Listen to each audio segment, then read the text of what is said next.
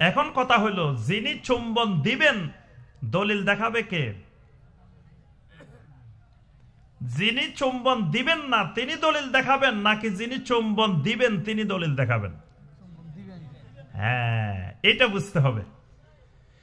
যিনি বলবেন এটা ইবাদত, যিনি বলবেন এটা সুন্নাত, দলিল দেখাবেন তিনি। কারণ ইবাদত দলিলবিহীন ইবাদত হইতে পারে না।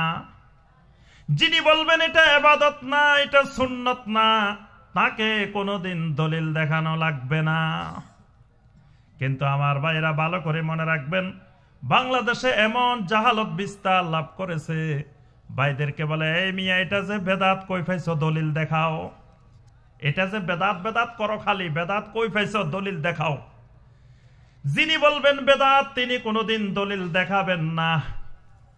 দলিল দেখাবেন যিনি বলবেন সুন্নাত, যিনি বলবেন এটা ইবাদত, দলিল দেখাবেন তিনি।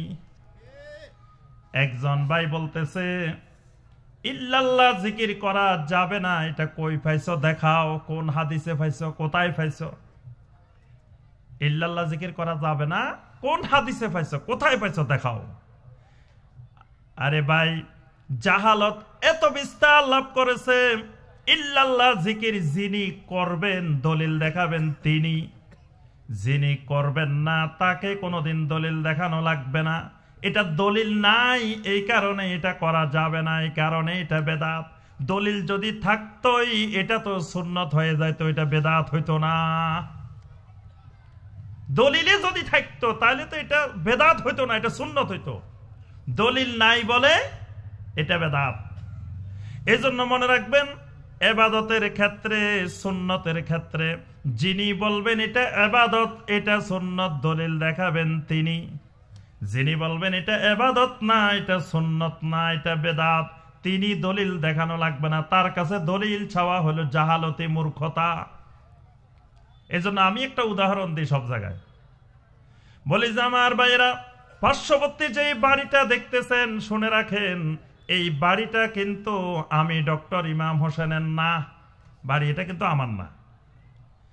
আপনারা সবাই বললেন শায়েখ আপনি ঘোষণা দিছেন বাড়ি এটা আপনার না, এই বাড়ি এটা যে আপনার না, আপনি আজকে দলিল দেখাই যাইতে হইব, দলিল পত্র সব দেখাই যাবেন, বাড়ি এটা যে আপনার না। আপনারা যদি ত্রিমোহনীর ভাইয়েরা যদি 1 মাস পর্যন্ত আমাকে ধরে রাখেন, দলিল দেখাইতে পারবো কিনা? দলিল কোথা থেকে দেখাবো? দলিল নাই বলে তো আমি ঘোষণা দিছি যে ভাই বাড়ি এটা কিন্তু আমার না। এই বাড়ির মালিক যিনি, তার কাছে সমস্ত রকমের দলিল, খাজনা, কবলা, ফসদা সব আছে। উনি আপনাদেরকে সব দেখাইতে পারবেন, আমি কিছুই দেখাইতে পারবো না। যদি দেখাইতে যাই তো আমাকে 2 নম্বরই করি জাল দলিল, জাল কবলা দেখাইতে হবে। সঠিক কোন দলিল, সঠিক কোন কবলা আমি দেখাইতে পারবো না। দেখাইলে 2 নম্বরই করি জাল দলিল, জাল কবলা বানাই আনতে হবে। কিন্তু আমাদের দেশের ভাইদের চিন্তা চেতনা এমন পর্যায়ে পৌঁছে গেছে, কয়টা বেদাত, এটা দলিল দেখাও। বেদাতের দলিল পাবে কই? এটা দলিল নাই, এই জন্যই তো বেদাত। দলিল থাকলে মিয়া এটা বেদাত হইতো নাকি? দলিল থাকলে তো এটা সুন্নাত, এটা ইসলামের ভিতরে ঢুকে যাইতো দলিল থাকলে। এটা দলিল নাই বলে এটা ইসলামে ঢুকতে পারে নাই।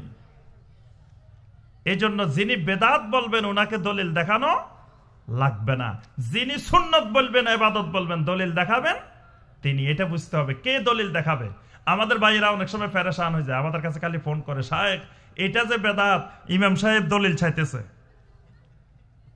তো ইমাম সাহেব দলিল ছাবে কেন? ইমাম সাহেব যদি বলে এটা সুন্নত, দলিল দেখাবেন ইমাম সাহেব। ইমাম সাহেব দলিল দেখাবেন, আল্লাহ রাসূল সাল্লাল্লাহু আলাইহি সাল্লামের এরকম হাদিস আসছে, সেটা বুখারীতে না আসুক, মুসলিমে না আসুক, অসুবিধা নাই। বুখারী মুসলিমে আসতে হবে জরুরি না। আপনি মুসান্নাফে ইবনে আবি শাইবা থেকে দেখান, মুসান্নাফে আব্দুর রাজ্জাক থেকে দেখান, মুস্তাদরাকে হাকিম থেকে দেখান, বাইহাকি থেকে দেখান, যদি সেটা সহিহ হাদিস হয় অসুবিধা নাই।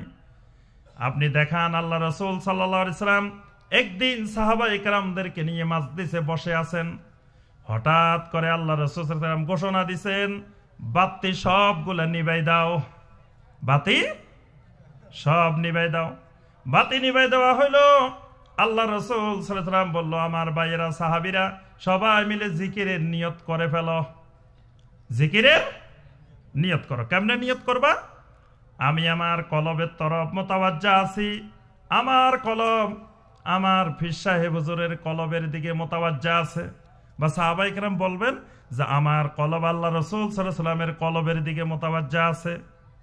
আল্লাহ রাসূল সাল্লাল্লাহু আলাইহি ওয়াসাল্লামের কলব মদিনা থেকে মক্কার দিকে, মক্কা থেকে রিয়াদের দিকে, রিয়াদের থেকে দাম্মামের দিকে, দাম্মামের থেকে বাহরাইনের দিকে, বাহরাইন থেকে কুয়েতের দিকে, কুয়েত থেকে কাতারের দিকে, কাতারের থেকে বাংলাদেশের দিকে, হিন্দের দিকে, হিন্দ থেকে ইন্ডিয়ার দিকে, ইন্ডিয়া থেকে পাকিস্তানের দিকে, পাকিস্তান থেকে ঘুরে আবার মক্কা মুকাররমায় গিয়ে আল্লাহর দিকে গিয়ে জিকিরের ফয়েজ ও বরকত আমাদের কলবে চলে আসুক। এইরকম কোন জাল হাদিস আছে? সহি দূরের কথা, কোন জাল হাদিস আছে? আচ্ছা, এরপরে আল্লাহ রাসূল সাল্লাল্লাহু আলাইহি ওয়াসাল্লাম বলছেন, ভাইয়েরা শোনো, সাহাবীরা শোনো, আমার উম্মতরা শোনো, তোমাদের মর্যাদা যত উঠবে জিকির তত ছোট হবে। তোমরা যত তবকা যত উপরে যাইবা জিকির তত ছোট হবে। এখন ইদানিং দেখা যায় আমাদের সম্মানিত মা বোনদের লেখাপড়া যত বাড়ে, টাকা পয়সা যত বাড়ে, পোশাক আদি তত কমে। কি বলেন? টাকা পয়সা যত বাড়ে, তারপরে আপনার সম্পদ যত বাড়ে, আমাদের অনেক মা বোনদের দেখা যায় বাংলাদেশে এখন পোশাক তত কমতে থাকে। পোশাক তো বাড়ার কথা টাকা বাড়লে, কিন্তু পোশাক বাড়ে না, পোশাক উল্টা কমে, পোশাক ছোট হয়ে যায়। তো এখন আল্লাহর ওলি যত বাড়ে জিকির তত কি হয়? এই সূত্র জানেন না? মানে আপনি যত ওলির তবকায় বড় হইবেন জিকির তত কি হবে? ছোট হবে। প্রথম আপনি যখন ওলির তবকায় ভর্তি হয়েছেন তখন জিকির হইব কেমনে? তখন জিকির হবে লা ইলাহা বলি, বাম দিক থেকে ডান দিকে মাথার উপরে এই লতিফা পর্যন্ত টান মারবেন। এরপরে লা ইলাহা এদিকে টেনে ইল্লাল্লাহ বলে কলবের লতিফার মধ্যে ধাক্কা দিবেন। এটা হলো প্রথম যখন শুরু হবে। একজন বড় বক্তা সাহেব বলতেছেন, কয় আমাদের পটিয়ার হুজুর যখন জিকির করতেন লা ইলাহা বললে পুকুরের পানি সব এদিকে উঠে যাইতো, আবার ইল্লাল্লাহ বললে পুকুরের পানি সব এদিকে উঠে যাইতো। লা ইলাহা বললে পুকুরের পানি সব এদিকে চলে যেত, আর ইল্লাল্লাহ বললে এদিকে চলে যায়। এখন আপনি অলির তবকায় ভর্তি হয়েছেন, প্রথমে আপনি লা ইলাহা বলি এই লতিফায় নিয়ে যাবেন, ইল্লাল্লাহ বলে এই লতিফায় আপনি ধাক্কা দিবেন, আপনার গুনাহ সব পরিষ্কার হয়ে কলব পরিষ্কার। আল্লাহ রাসূল সাহাবীদেরকে এই জিকির শিখাইছে? কি বলেন? আচ্ছা, এবার আপনার তবকা আর একটু উপরে উঠে গেছে। এতদিন জিকির করছেন লা ইলাহা ইল্লাল্লাহ, যেহেতু আপনি এখন দ্বিতীয় তবকায় উঠে গেছেন, শরীয়তের মধ্য থেকে এবার মারফতে চলে গেছেন, 2 নম্বর স্টেজে উঠে গেছেন। এবার আপনার তবকা উপরে জিকির হবে ছোট। এতদিন ছিল লা ইলাহা ইল্লাল্লাহ, এবার জিকির হবে শুধু ইল্লাল্লাহ ইল্লাল্লাহ ইল্লাল্লাহ। আপনি উঠছেন উপরে, কিন্তু জিকির হয়েছে কি?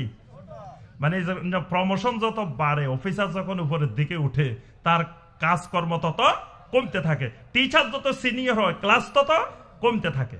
একজন লেকচারার ইউনিভার্সিটিতে আপনার 12টা 14টা 16টা ক্লাস নিতে হয় সপ্তাহে, আর একজন প্রফেসর সপ্তাহে 2টা ক্লাস নিতে হয়।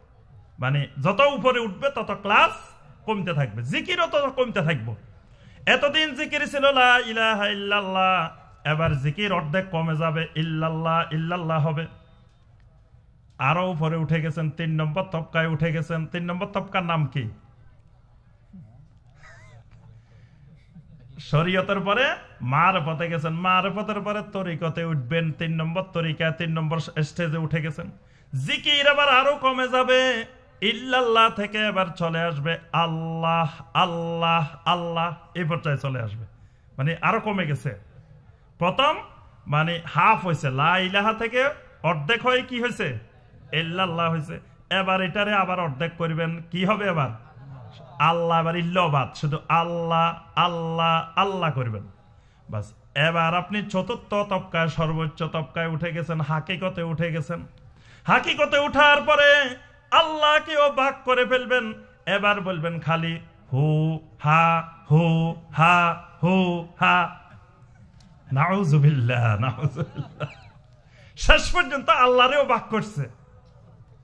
ভাগ করে এবার জিকির আসছে হু হার মধ্যে। দেখবেন হু আর জিকির দেখছেন না, গান গায় সবাই হু হা, আর কিছু কয় না। এটাও নাকি আল্লাহর জিকির, নাউযুবিল্লাহ। আচ্ছা, এখন কেউ বলল এই যে ইল্লাল্লাহ ইল্লাল্লাহ অর্ধেক করা যাবে না, আল্লাহ আল্লাহ অর্ধেক করা যাবে না, হু হা অর্ধেক করা যাবে না, এটা কই পাইছেন? দলিল দেখান। কি বলেন? দলিল দেখাইব কে? যিনি জিকির করবেন ইল্লাল্লাহ ইল্লাল্লাহ, দলিল দেখাইবেন তিনি। যিনি জিকির করবেন আল্লাহ আল্লাহ, দলিল দেখাবেন তিনি। যিনি জিকির করবেন হু হা, দলিল দেখাবেন তিনি। যিনি বলবেন এগুলা করা যাবে না, এগুলা বেদাত, এগুলার কোনো দলিল নেই, আমার রাসূল করেন নাই, আমার রাসূলের সাহাবীরা করেন নাই, তাবিরা করেন নাই, তাবে তাবিরা করেন নাই, যুগে যুগে সালাফেরা করেন নাই, ইমাম আবু হানিফা রহমতুল্লাহ আলাইহি করেন নাই, ইমাম আবু হানিফা রহমতুল্লাহ আলাইহি ছাত্ররা ইমাম আবু ইউসুফ রহমতুল্লাহ আলাইহি করেন নাই, ইমাম মুহাম্মদ রহমতুল্লাহ আলাইহি করেন নাই, তাদেরকে কোনো দলিল দেখানো লাগবে না। দলিল দেখাবে যিনি করবেন তিনি, দলিল দেখাবেন তিনি। যারা করে না তাদের কাছে দলিল চাওয়া যাবে না। দলিল চাইলে এটা জাহালতি, এটা মূর্খতা, এটা আহমকি। এজন্য আগে বুঝতে হবে দলিল দেখাবে কে। আচ্ছা, এবার কেউ যদি কয় ও মিয়া তুমি ভাত খাও যে দলিল কই পাইছ? ভাত খাওয়ার দলিল দেখাও। কি বলেন? রুটি খান, দলিল দেখান রুটি খাওয়া যে হালাল। ইলিশ মাছ খাইছেন, দলিল দেখান কোথায় পাইছেন ইলিশ মাছ খাওয়া হালাল। আপনি যে রুই মাছ খাইছেন কই পাইছেন হালাল। আপনি যে বিভিন্ন রং বেরঙের খাবার খাইতেছেন এইগুলা হালাল, কই পাইছেন? কি বলবেন আবার দলিল? খাওয়া দাওয়ার ক্ষেত্রে যারা বলবেন হালাল তাদেরকে দলিল দেওয়া লাগবে না। দলিল একটা, আল্লাহ রাব্বুল আলামিন কোরআনে কারিমে বলে দিয়েছেন হুয়াল্লাযী খালাকা লাকুম মা ফিল আরদি জামিআ। আল্লাহ রাব্বুল আলামিন বলেন জমিনে যা কিছু বানাইছি বান্দা সব কিছু আমি আল্লাহ তোমার জন্য বানাইছি। সুবহানাল্লাহ। জমিনে যা আছে সব হালাল, আল্লাহ সব আমাদের জন্য বানাইছেন। তাহলে যিনি বলবেন যে হালাল তাকে দলিল দেওয়া লাগবে না। দলিল দিবে কে? আল্লাহ রাব্বুল আলামিন কয়েকটা জিনিসের নাম ধরে ধরে বলে দিয়েছেন এগুলা হারাম। হুররিমাত আলাইকুমুল মাইতাতু ওয়াদ-দামু ওয়া লাহমুল খিনজির ওয়া মা উহিল্লা লিগাইরিল্লাহি বিহি ওয়াল মুনখানিকাতু ওয়াল মাওকুজাতু ওয়াল মুতারাদ্দিয়াতু ওয়ান নাতিহাতু ওয়া মা আকালাস সাবউ ইল্লা মা যাক্কাইতুম ওয়া মা যুবিহা আলান নুসুব। আল্লাহ পাক এইভাবে নাম ধরে ধরে কয়েকটা জিনিস বলে দিয়েছেন। এর বাহিরে যত জিনিস আছে সব জিনিস হালাল। সুতরাং যিনি বলবেন এটা হারাম দলিল দেখাইতে হবে তাকে, যিনি বলবেন এটা হালাল দলিল কিন্তু তাকে দেখানো লাগবে না। কিন্তু আমাদের সমাজে উল্টা কয় এটা যে খাওয়া হালাল দলিল পাইছ কই? এই এই এই জিনিস না বুঝলে শাহাদাতে মুহাম্মদুর রাসূলুল্লাহ সাল্লাল্লাহু আলাইহি ওয়াসাল্লাম বোঝা যাবে না। আচ্ছা, এবার আসেন নবী সাল্লাল্লাহু আলাইহি ওয়াসাল্লামের মুহাম্মদ রাসূলুল্লাহ সাল্লাল্লাহু আলাইহি ওয়াসাল্লামের ইত্তেবা করতে হলে 6টা জিনিসের মিল থাকতে হবে। কয়টা জিনিস? 6টা জিনিসের মিল। 6টা জিনিসের ক্ষেত্রে ইত্তেবা মিলাইতে হবে। 6টা জিনিসের সাথে না মিললে সেটা ইত্তেবা হবে না, সুন্নাত হবে না, সেটা হয়ে যাবে বেদাত। 1 নম্বর জিনিস হলো সবব। সবব মানে কারণ। সবব মানে কি? কারণ। কারণে কারণে মিল থাকতে হবে। যেমন আপনার নামাজ কয় ওয়াক্ত? সালাত কয় ওয়াক্ত? 5 ওয়াক্ত। আমি যদি বলি আমার ভাইয়েরা আল্লাহ রাব্বুল আলামিন ইহসান করে আমাদেরকে সালাত দিবেন 5 ওয়াক্ত, এখন থেকে আমরা ত্রিমোহনীর মানুষেরা নামাজ 6 ওয়াক্ত পড়বো। আপনি নামাজে কয়েকটা বাড়াইবেন, কোনো অসুবিধা আছে? কি বলেন? নামাজে না পড়বো, নামাজে আবার অসুবিধা কি? নামাজ পড়লে কি গুনাহ হয়? নামাজ পড়লেও গুনাহ হয়, নামাজ পড়ি জাহান্নামেও যাইতে হয়। এই জিনিসটা আমাদের দেশের অধিকাংশ ভাই বোনেরা বুঝেন না। আরে মিয়া কয় নামাজ পড়লে অসুবিধা আছে নাকি? নামাজ আল্লাহ রাব্বুল আলামিন ফরজ করেছেন 5 ওয়াক্ত। আপনি যদি 6 ওয়াক্ত ফরজ নামাজ বলে বিশ্বাস করেন, 1 ওয়াক্ত বাড়িয়ে দেন। এই 1 ওয়াক্ত বাড়ানোর কোনো কারণ নাই, সবব নাই। কারণ আমার রাসূল 5 ওয়াক্ত পড়াইছেন, 5 ওয়াক্ত পড়ছেন, 5 ওয়াক্ত পড়তে বলছেন। সুতরাং কেউ যদি 6 ওয়াক্ত বানায়, 6 ওয়াক্ত বানায় নিজে পড়ে, অন্যরে পড়তে বলে, 6 ওয়াক্তের ফরজ বলে বিশ্বাস করে, এই আল্লাহর বান্দার ইমানে চলে যাইব। কারণ সে মুহাম্মদুর রাসূলুল্লাহ সাল্লাল্লাহু আলাইহি ওয়াসাল্লামের ইত্তেবার তাওহীদ করে নাই, ইত্তেবার তাওহীদ নাই তার মধ্যে। সে আল্লাহ রাসূল থেকে বেশি বুঝে গেছে। নবী সাল্লাল্লাহু আলাইহি ওয়াসাল্লাম থেকে কেউ যদি বেশি বুঝে, তার ঈমান। ইয়া আইয়ুহাল্লাযীনা আমানু লা তুকদ্দিমু বাইনা ইয়াদাইল্লাহি ওয়া রাসূলিহি, হে ঈমানদাররা খবরদার, আল্লাহর থেকে, আল্লাহর রাসূলের থেকে বেশি বুঝতে যাইও না। বেশি বুঝলে সমস্যা। তাহলে সববের মিল থাকতে হবে, সববের ইত্তেবা। জিনসের ইত্তেবা থাকতে হবে। জিনস মানে হলো আল্লাহ রাসূল সাল্লাল্লাহু আলাইহি ওয়াসাল্লাম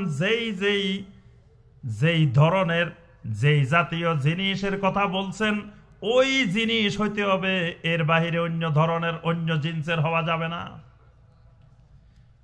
যেমন ধরেন কোরবানি করার জন্য আল্লাহ রাসূল সাল্লাল্লাহু আলাইহি ওয়াসাল্লাম গরু, ছাগল, মহিষ, উট এই জাতীয় পশুগুলো নির্ধারণ করেছেন, বাহিমাতুল আনাম। এখন যদি আপনি ঘোড়া দিয়ে কোরবানি করেন, হবে কিনা? ঘোড়াও তো গরুর মতো, ঘোড়াও তো উটের মতো, ঠিক না? এখন ঘোড়া দিয়ে কোরবানি করলেন, হবে?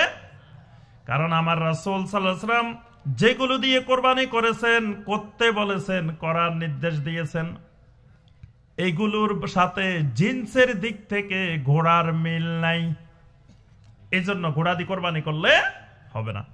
কদরের ক্ষেত্রে মিল থাকতে হবে, পরিমাণ। কদর মানে কি? পরিমাণে মিল থাকতে হবে।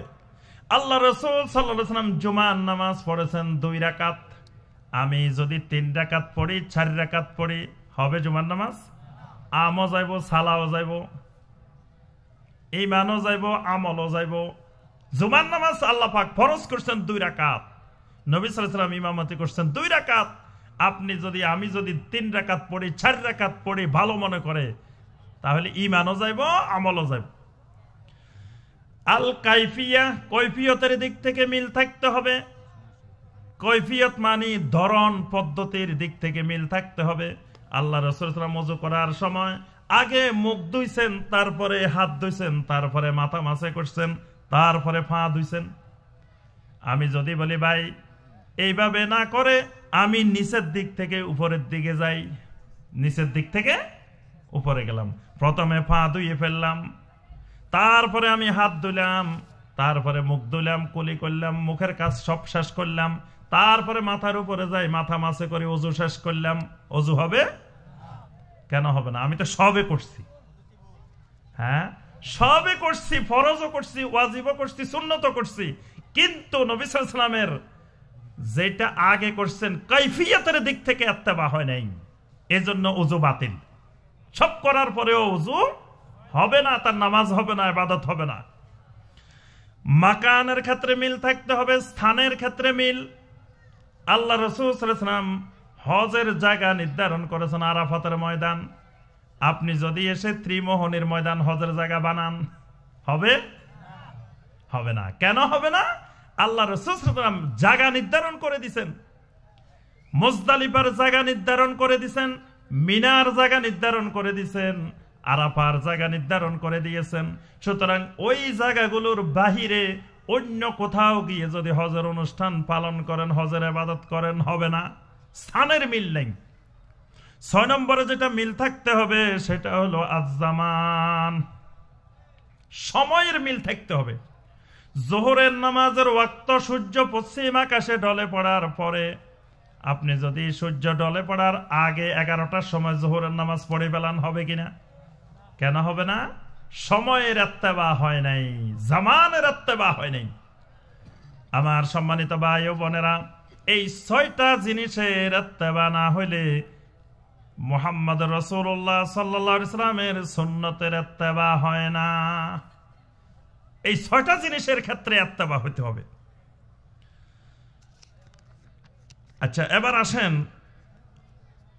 আমাদের কোন সম্মানিত ভাইয়েরা প্রশ্ন করেন, আল্লাহ রাসূল সাল্লাল্লাহু আলাইহি সাল্লাম যা যা করেছেন তাই যদি সুন্নত হয়, হাদিসের মধ্যে যা পাওয়া যায় তাই মানা যদি সুন্নত হয়, হাদিসের মধ্যে দেখা যায় আল্লাহ রাসূল সাল্লাল্লাহু আলাইহি সাল্লাম 11 জন বিয়ে করেছেন, ও মিয়া তুমি 11 জন বিয়ে করো না কেন? কি বলেন? আল্লাহ রাসূল সাল্লাল্লাহু আলাইহি সাল্লাম 11 জন বিয়ে করেছেন, হাদিসে আছে না? আমাদের দেশের কোন ভাইয়েরা দলিল দেন যে হাদিস মানা যাবে না, কি মানতে হবে? সুন্নত। সব হাদিস কি মানা সম্ভব নাকি? আল্লাহ রাসূল সাল্লাল্লাহু আলাইহি সাল্লাম 11 জন বিয়ে করছেন, এটাও তো হাদিসে আছে, তো তুমি মিয়া করো না কেন? কয় আল্লাহ রাসূল সাল্লাল্লাহু আলাইহি সাল্লাম দাঁড়ায় দাঁড়ায় প্রস্রাব করছেন, এটা হাদিসে আছে, তুমি মিয়া দাঁড়ায় দাঁড়ায় প্রস্রাব করো না কেন? কি বলেন? আল্লাহ রাসূল যা করছেন তাই যদি সুন্নত হয়, তো তোমার এগুলা সুন্নত পালন করো না কেন? আমার সম্মানিত ভাই ও বোনেরা, আল্লাহ রাসূল সাল্লাল্লাহু আলাইহি সাল্লামের পুরা জিন্দেগীর কাজগুলোকে, আমলগুলোকে 3 ভাগে ভাগ করা হয়। কয় ভাগে?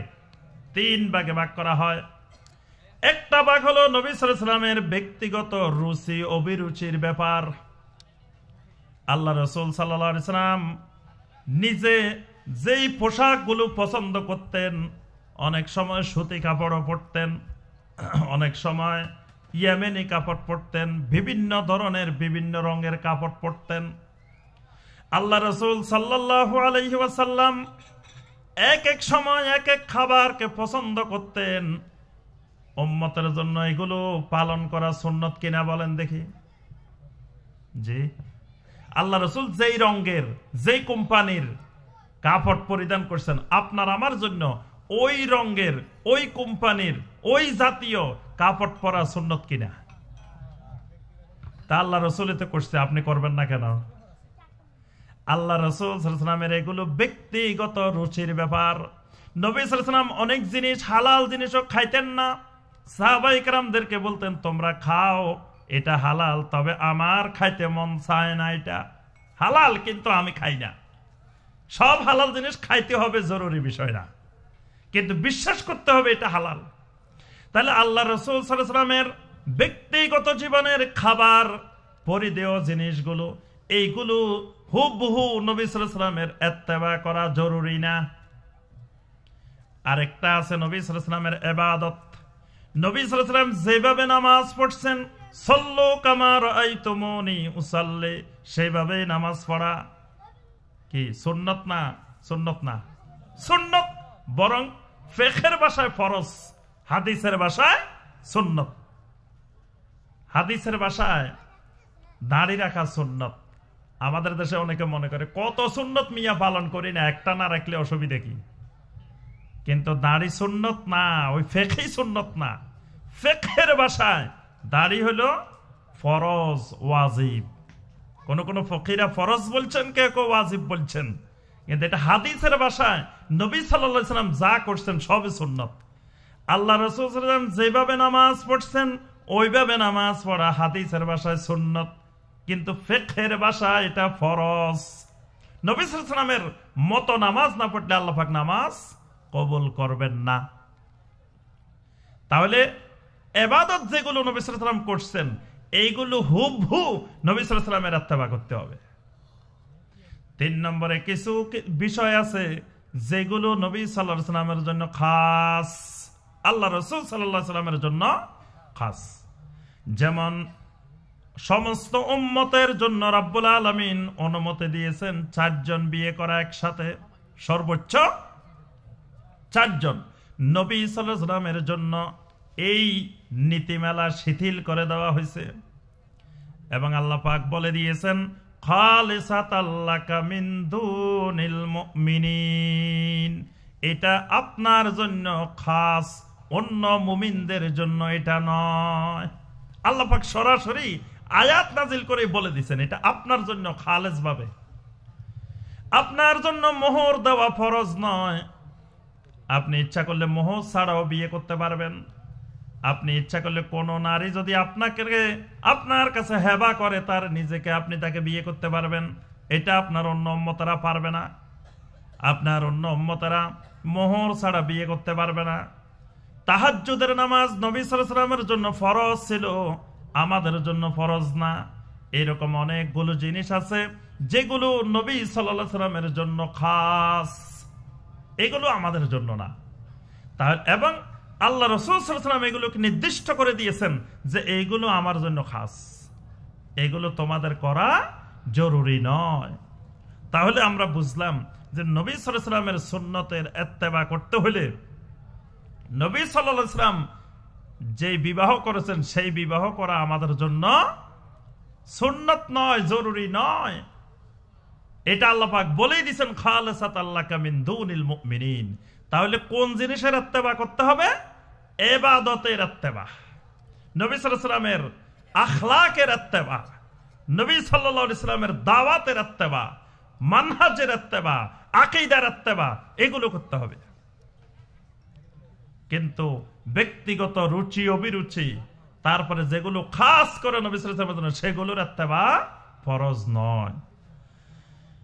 আমার সম্মানিত ভাই ও বোনেরা, আমি আর আলোচনা বেশি দীর্ঘায়িত করব না। সর্বশেষে যে কথাটা বলবো, শাহাদাতে মুহাম্মদুর রাসূলুল্লাহ, আল্লাহ রাসূল সাল্লাল্লাহু আলাইহি ওয়াসাল্লামের শাহাদা, মুহাম্মদ সাল্লাল্লাহু আলাইহি ওয়াসাল্লাম আল্লাহ রাসূল, এটার যে সাক্ষ্যটা দিব, এই সাক্ষ্যটা তখনই পরিপূর্ণ হবে যখন আমার সমস্ত কর্মকাণ্ড, সমস্ত আমল নবী সাল্লাল্লাহু আলাইহি ওয়াসাল্লামের সুন্নতের আলোকে হবে।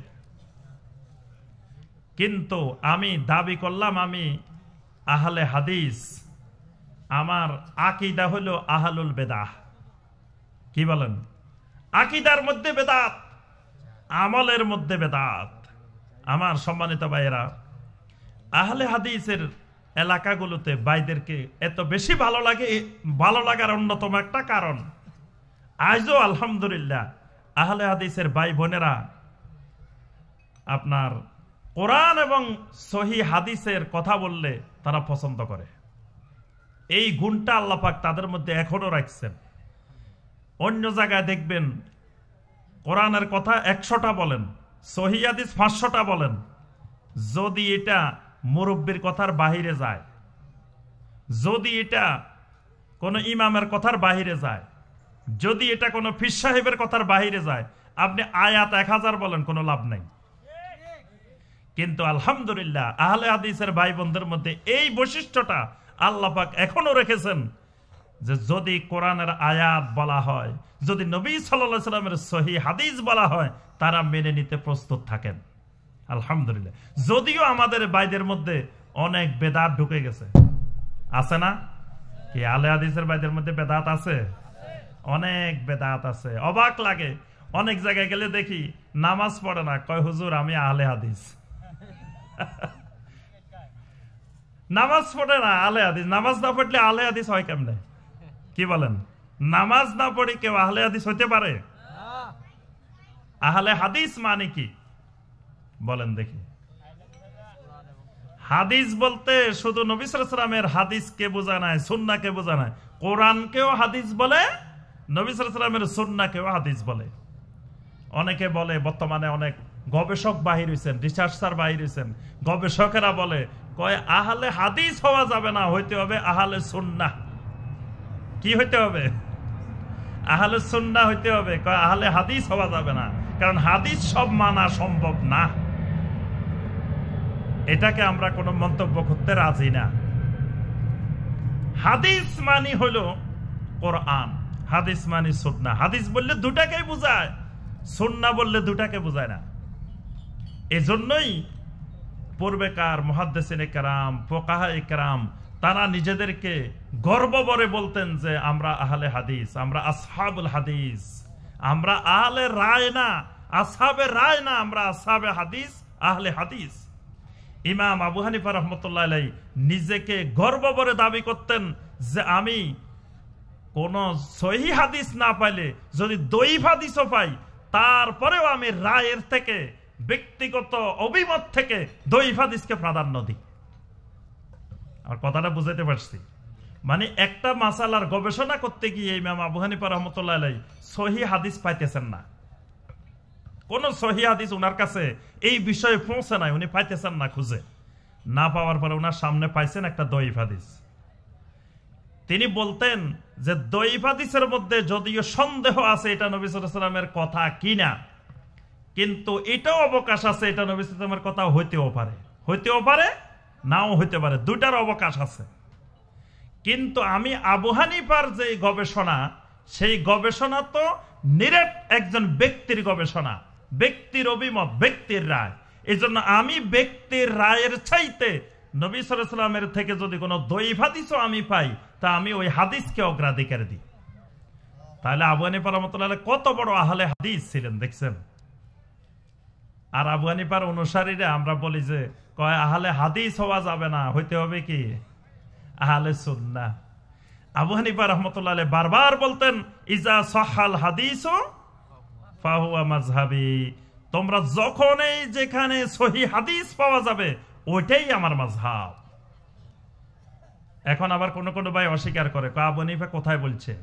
হাসিয়ায়ে রাদ্দুল মুহতার, আইজো হাসিয়ায়ে রাদ্দুল মুহতার এই কথা লেখা আছে যে আবু হানিফা রাহমাতুল্লাহ আলাইহি বারবার বলতেন ইজা সাহাল হাদিস ফাহুয়া মাযহাবি, সহিহ হাদিস পাইলে সেটাই আমার মাযহাব। এবং ইমাম আবু হানিফা রাহমাতুল্লাহ আলাইহি সব সময় উলামায়ে মদিনা অর্থাৎ মদিনার যে সকল মুহাদ্দিসিন ছিলেন তাদেরকে অগ্রাধিকার দিতেন। কিন্তু মদিনা থেকে কুফা তৎকালীন যোগাযোগটা ছিল খুব কঠিন, অনেক দূরে। ওই যুগে কুফা মানে আরেক দেশ, মদিনা মানে আরেক দেশ, বিশাল দূরত্ব।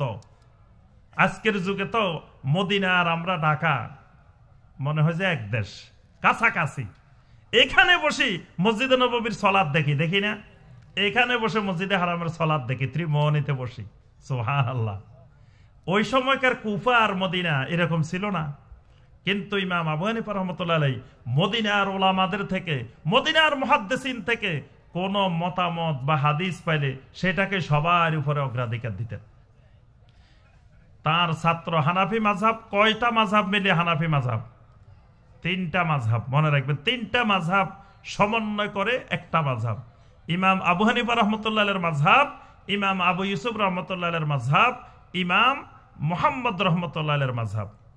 3 মাযহাবকে একত্রিত করে কোন কোন মাসালা, এক মাসালায় এক একজনের মতকে অগ্রাধিকার দেওয়া হয়েছে। এখানে ইমাম আবু ইউসুফ রাহমাতুল্লাহ আলাইহি যিনি ছিলেন, উনি যখন আব্বাসী খেলাফতের খলিফা হয়েছেন তিনি মদিনায় আসছেন। মদিনায় আব্বাসী খেলাফতের সময় প্রধান বিচারপতি ছিলেন। তখন তিনি মদিনায় এসে মদিনাবাসীকে বললেন, ভাইয়েরা আপনাদের কাছে যে স আছে সাদাকাতুল ফিতর আদায় করার স, এটা একটু বাহির করে নিয়ে আসেন। মদিনার লোকেরা নিয়ে আসলেন। ইমাম আবু ইউসুফ রাহমাতুল্লাহ আলাইহি বললেন, এই সটা কুফার সা থেকে ছোট, কুফার সা এর সাথে এটার মিল নেই। আর আমার রাসূল সাল্লাল্লাহু আলাইহি সাল্লাম এই মদিনার সা দিয়েই সাদাকাতুল ফিতর আদায় করছেন। কুফার সা দিয়ে, ফোরাত নদীর সা দিয়ে আমার রাসূল সাল্লাল্লাহু আলাইহি সাল্লাম সাদাকাতুল ফিতর আদায় করেন নাই। সুতরাং এটাই সহি, মদিনার যে সা এটাই রাসূলুল্লাহ সাল্লাল্লাহু আলাইহি সাল্লামের সা। এবং তিনি বললেন, আজকে যদি আমার ওস্তাদ ইমাম আবু হানিফা রাহমাতুল্লাহ আলাইহি বেঁচে থাকতেন, তিনিও তার মত পরিবর্তন করে এই মদিনার সা এর মতটাকে তার মত দিতেন। সুবহানাল্লাহ। তাহলে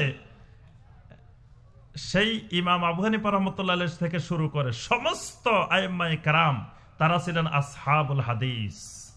তারা সব সময় হাদিসকে অগ্রাধিকার দিতেন। এই জন্য ইমাম মুহাম্মদ রাহিমাহুল্লাহ বলছেন যে, এবং পরবর্তীতে এই কথাটা আপনার আব্দুল হাই লাখনবী রহমতুল্লাহ আলাইহি, তারপরে শাহ ওলিউল্লাহ মুহাদ্দিস দেহলভী রহমতুল্লাহ আলাইহি, ওনারা সকলেই বলছেন যে যদি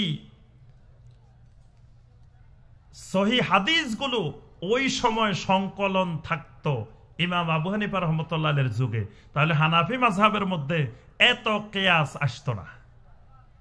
যদি সহি হাদিসের সংকলন থাকতো, যেমনি ভাবে ইমাম শাফি রহমতুল্লাহ আলাইহির মাযহাবে, ইমাম মালিক রহমতুল্লাহ আলাইহির মাযহাবে, ইমাম আহমদ বিন হাম্বল রহমতুল্লাহ আলাইহির মাযহাবে কিয়াসের সংখ্যা অনেক কম। কিন্তু তখন একসাথে হাদিস সংকলন, সহিহ হাদিসের সংকলন না থাকার কারণে তারা কোন কোন দঈফ হাদিসের উপরে মত দিয়েছেন, কোন কোন কিয়াসের উপরে মত দিয়েছেন, কোন কোন ইজতিহাদের উপরে মত দিয়েছেন। এইজন্য আমার ভাইয়েরা, আমি বলতেছিলাম যে যারা আমরা আহলুল হাদিস বা আসহাবুল হাদিস, তাদের প্রত্যেকটা কর্মকাণ্ড কোরআন এবং সুন্নাহ অনুযায়ী, সহিহ হাদিস অনুযায়ী হইতে হবে। তাহলে নামাজ না পড়লে কি আহলে হাদিস হওয়া যাবে? তারপরে সুদ খাইলে আহলে হাদিস হওয়া যাবে? ঘুষ খাইলে, হারাম কাজ করলে খেয়াল রাখতে হবে। এই নামটার সাথে অনেক পুরা জিন্দেগি পরিবর্তনের সম্পর্ক আছে। শুধু আর কিছু দরকার না, খালি নামটা খেয়াল রাখলে যে আমি একজন আহলুল হাদিস, বাস এইটা মনে রাখলে আল্লাহর এই বান্দার জন্য মুত্তাকিন হওয়া, সালেহিন হওয়া, দিনদার হওয়া, আল্লাহর ওলি হয়ে যাওয়া অত্যন্ত সহজ। খালি মনে রাখবে সবসময় যে আমি হাদিসের অনুসারী, আমি কোরআন এবং সুন্নাহর অনুসারী। হাদিসের অনুসারী মানে আমি কোরআনেরও অনুসারী, সুন্নাহরও অনুসারী। সুতরাং আমার ব্যক্তি জীবন, পারিবারিক জীবন, অর্থনৈতিক জীবন, সামাজিক জীবন সবগুলো কোরআন এবং সুন্নাহ অনুযায়ী হচ্ছে কিনা, হাদিসের সাথে মিল আছে কিনা, এই মিলটা করে নিলেই আলহামদুলিল্লাহ পুরা জীবনে বৈপ্লবিক পরিবর্তন। এই জন্য আলহামদুলিল্লাহ আমার ভাইয়েরা এবং বোনেরা, আপনাদের জন্য দিনমুখী হওয়া, কোরআনমুখী হওয়া, সুন্নাহমুখী হওয়া অত্যন্ত সহজ। খালি এই জিনিসটা মনে রাখলেই কোরআন সুন্নাহমুখী হওয়া সহজ হয়ে যায়। এই জন্য আমার সম্মানিত ভাই ও বোনেরা, প্রত্যেকটা ইবাদত, প্রত্যেকটা আমল সুন্নতের আলোকে করার চেষ্টা করব। জীবনের সর্বক্ষেত্রে মুহাম্মদুর রাসূলুল্লাহ সাল্লাল্লাহু আলাইহি সাল্লামের ইত্তেবা করব। ইত্তেবায়ে মুহাম্মদুর রাসূলুল্লাহ সাল্লাল্লাহু আলাইহি সাল্লাম, এবং এক তরিকার অনুসারী হব। তরিকা পৃথিবীতে কয়টা? সেই তরিকার নাম তরিকায়ে মুহাম্মদুর রাসূলুল্লাহ সাল্লাল্লাহু আলাইহি ওয়াসাল্লাম। 126 তরিকার অনুসারী হব না, এক তরিকার অনুসারী হব। এবং এটাই সবচেয়ে কিয়ামত পর্যন্ত একমাত্র শর্টকাট তরিকা জান্নাতে যাওয়ার। জান্নাতে যাওয়ার এই তরিকার বাহিরে আর কোন শর্টকাট তরিকা বানানোর, শর্টকাট তরিকা অনুসরণ করার কোন অধিকার কারো নাই। আল্লাহ রাসূল সাল্লাল্লাহু আলাইহি ওয়াসাল্লামের তরিকাটাই কিয়ামত পর্যন্ত একমাত্র তরিকা। আল্লাহ রাব্বুল আলামিন আমাদের সবাইকে মুহাম্মদ রাসূলুল্লাহ সাল্লাল্লাহু আলাইহি ওয়াসাল্লামের সুন্নতের ইত্তেবা করার তৌফিক দান করুন। সমস্ত প্রকার বিদআত থেকে আমাদেরকে দূরে থাকার তৌফিক দান করুন। আমার সম্মানিত ভাই ও বোনেরা, ইতিপূর্বে আমাদের শামসুর রহমান আজাদি হাফেজাহুল্লাহ শায়েখ অনেক আপনাদের থেকে সুন্দর কিছু কালেকশন করেছেন মসজিদের জন্য। আজকে যে মসজিদের উন্নতি কল্পে আজকের এই মাহফিল, তিনি শেষে বলে গেছেন যে আমার সময় শেষ হয়ে গেছে, আমি চলে যাচ্ছি, কিন্তু আপনারা পরবর্তীতে আরো দিবেন, বলে গেছেন না? জি, এইটাও একটা গুরুত্বপূর্ণ সবর। আল্লাহ রাস্তায় দান করতে পারা, পানি আছে, আল্লাহ রাস্তায় দান করতে পারা, এটা গুরুত্বপূর্ণ একটা সবর। এটাকে বলা হয় আস-সবরু আলা তাআতিল্লাহ, আল্লাহর আনুগত্যের উপরে সবর। আল্লাহর আনুগত্যের উপরে সবর করা এটা গুরুত্বপূর্ণ একটি সবর। কারণ মুহাম্মদ বিন সালেহ আল উসাইমিন রাহিমাহুল্লাহ বলছেন যে আল্লাহর বান্দারা আল্লাহর ইবাদত করতে গেলে কিছু কষ্ট হয়। ইবাদত করাও কিন্তু কিছু কষ্ট আছে। ইবাদতে কষ্ট আছে না? কি বলেন? ফজরের সময় এই কনকনে শীতের মধ্যে উঠে ওযু করে ফজরের নামাজে যাওয়া, এটার মধ্যে কষ্ট নাই? অনেক কষ্ট আছে। তাহলে এই কষ্টের উপরে ধৈর্য ধরা, এটাও সবর। আবার আপনার আল্লাহ রাস্তায় দান করা, মানুষের মন চায় না আল্লাহ রাস্তায় দান করুক। আল্লাহ রাস্তায় কিছু খরচ করলে মন অনেক কষ্ট পায়, এটাও একটা ভীষণ কষ্ট। শয়তান বিভিন্ন ধরনের ওয়াসওয়াসা দিতে থাকে যে হায়রে, মনে হয় টাকা পয়সা আজকে কি করলাম, দিয়ে দিলাম এতগুলো, আমি ওইটা কি করব, এটা কি করব, বিভিন্ন রকমের কষ্ট মনের মধ্যে আসতে থাকে। এই কষ্টের ক্ষেত্রেও ধৈর্য ধরা, যে না, ওয়ামাই ইয়াত্তাকিল্লাহা ইয়াজআল লাহু মাখরাজা ওয়া ইয়ারযুকহু মিন হাইসু লা ইয়াহতাসিব, যে আমি যদি তাকওয়ার উপরে থাকি আল্লাহ আমার অনেক উপায় বের করে দিবেন। এই ধৈর্য ধরে থাকা, এটার নাম সবর আলা তাআতিল্লাহ, আল্লাহর আনুগত্যের উপরে ধৈর্য ধরা। এজন্য আমার ভাইয়েরা এবং বোনেরা, আমাদেরকে এই দানের অভ্যাস, সদাকার অভ্যাস বেশি বেশি করতে হবে। কারণ এই অভ্যাস না থাকলে আপনি সবরের গুণ অর্জন করতে পারবেন না, সাবিরিন হইতে পারবেন না। আর সাবিরিন না হলে ইন্নাল্লাহা ইউহিব্বুস সাবিরিন, ইন্নাল্লাহা মাআস সাবিরিন, আল্লাহ পাক সাবিরিনদের সাথে আছেন, ধৈর্যশীলদের সাথে আছেন। ধৈর্যশীলদের পছন্দ করেন, তা আপনার সে পছন্দনীয় বান্দা হইতে পারবেন না, আল্লাহ রাব্বুল আলামিনের মুকাররাবিন হইতে পারবেন না। এজন্য সার্বিক অবস্থায় ইউনফিকুনা ফিস সাররাই ওয়াদ দাররাই, যখন অনেক টাকা পয়সা থাকবে তখনও যেমন দান করতে হবে, টাকা পয়সা যখন কম থাকবে তখনও একই রকম দান করতে হবে। এই দান করাও একটা গুরুত্বপূর্ণ সবর। এই জন্য আমার ভাইয়েরা সর্বোচ্চ পর্যায়ের এই মসজিদের জন্য দান করার চেষ্টা করবেন। কারণ কিয়ামতের ময়দানে 7 শ্রেণীর মানুষ যারা আল্লাহ রাব্বুল আলামিনের ব্যবস্থাধীন ছায়ার মধ্যে স্থান পাবেন, তন্মধ্যে এক শ্রেণী হলো ওয়ারাজুলুন কালবুহু মুআল্লাকুন বিল মাসাজিদ, যাদের অন্তর মসজিদের সাথে তাআল্লুক থাকে, গেঁথে থাকে। তাহলে মসজিদের সাথে গেঁথে রাখতে হলে মসজিদের সাথে সম্পর্ক বাড়াইতে হবে। ইবাদতের সম্পর্ক যেমন বাড়াইতে হবে, মসজিদের উন্নয়নেও সম্পর্ক বাড়াইতে হবে। যদি আব্বা আম্মাকে অনেক মহব্বত করি, কিন্তু আব্বা আম্মা অসুখে কষ্ট করতেছে, হাসপাতালে নিই না, এটা মহব্বত হবে? আব্বা আম্মাকে অনেক মহব্বত করি, কিন্তু আঙ্গুর কিনে, আপেল কিনে পীর সাহেবের কাছে নিই, মা বাবার জন্য আনি না, মা বাবার মহব্বত হবে? হবে না। অনেকে এরকম মহব্বত করে, ইমাম সাহেবের এত মহব্বত, কিন্তু ইমাম সাহেবকে বাড়িতে ঠিক মতো খাবার আছে কিনা, বাজার আছে কিনা এই খবর নেয় না। ইমাম সাহেবের অনেক মহব্বত, আলেম ওলামাকে অনেক মহব্বত করে, কিন্তু কখনো তার পারিবারিক, তার অর্থনৈতিক কোনো খোঁজ খবর নেয় না। এইগুলো প্রকৃত মহব্বত না।